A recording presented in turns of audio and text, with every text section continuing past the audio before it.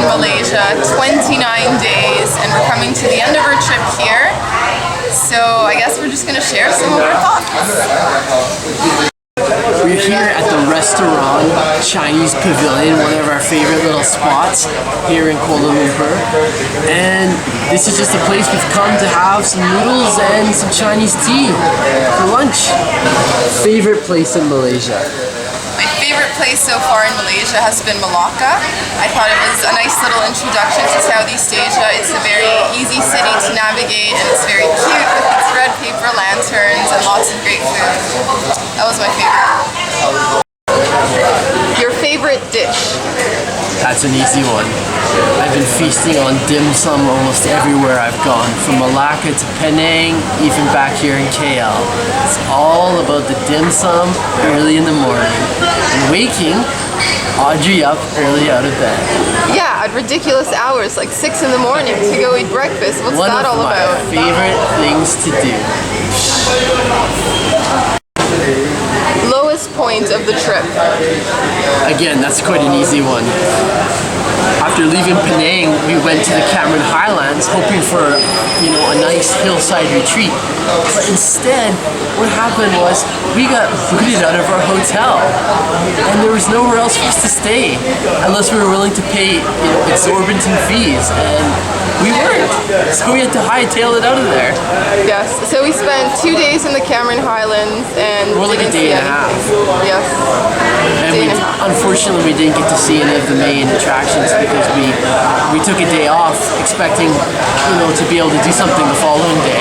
Instead, we had to scramble and come to KL. Whoops!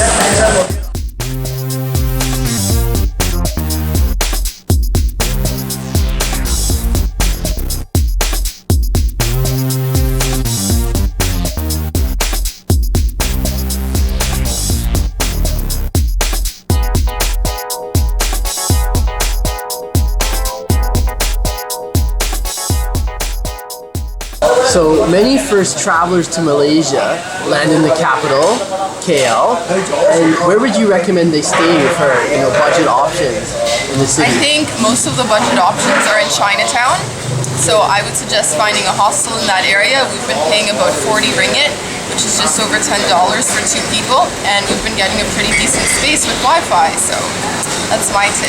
Go to Chinatown. Favorite way to travel? That's, again, a very easy one. Taking the train was by far my preferred method of transportation while in Malaysia. The only actually train journey we took was from KL to Butterworth, up in the north, but it was just a lovely, gorgeous journey. We were passing through all kinds of diverse scenery. The seats were comfortable.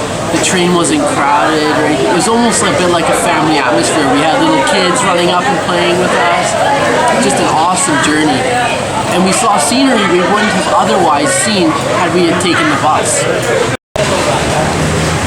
So for those looking to save a bit of money with their food while eating in Malaysia, what do you recommend? I would recommend eating lots of street food. So one of the favorite dishes of mine that I tried is called Cendol, and it's basically like a really refreshing dessert. You get a bowl of shaved ice and they pour coconut milk and palm sugar over top. It also had kidney beans and like stringy rice, but it was very refreshing, so it's great for this weather. And how much was that? I think it was less than 3 ringgits, wasn't it? Yeah, often less than 3 ringgits. So in other words, less than $1 for a refreshing treat. And you can find that in restaurants, and you could also find that just right out on the street. People making it with with special kinds of ice machines, shaved ice machines. Exactly.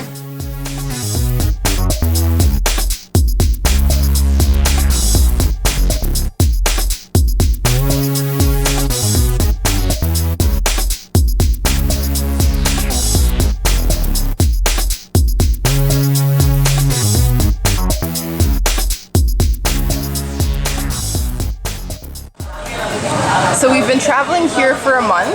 What would you say is a good monthly budget to have?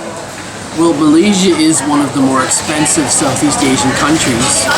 However, the budget we had set for ourselves, we haven't been spending on a daily basis. We had given ourselves a budget of 150 ringgits a day, which is roughly 50 US dollars. And we haven't come close to spending that on most days. Basically, how we were going to divide that is 50 ringgits for accommodations, 50 for roughly food expenses, and 50 for activities. And where we've been finding we haven't been spending it so much is with the activities. We've been doing a lot of free things around wherever we've been visiting. So I would say our roughly daily expenditure is maybe more like 110, 120 ringgits. And what this has allowed us to get typically is our own private room with air conditioning most of the time, a fan, typically a shared bathroom, not posh accommodations by any stretch, but comfortable enough. And everywhere we've gone, we've had Wi-Fi. Some has been excellent, some has been not so good.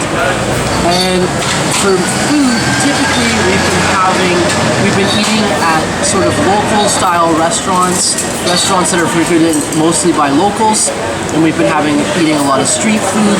We've been eating really well since we've been coming here. So if you had Malaysia to do all over again, what would you have done differently? Okay, well, I would have liked to spend more time in the beaches, either in the Perhentian Islands or maybe Langkawi. But because of the time of year, the Perhentian Islands weren't really that accessible. And Langkawi just turned out to be really expensive, and apparently the Wi-Fi connection wasn't going to be that great over there, and we sort of need that to get our work done.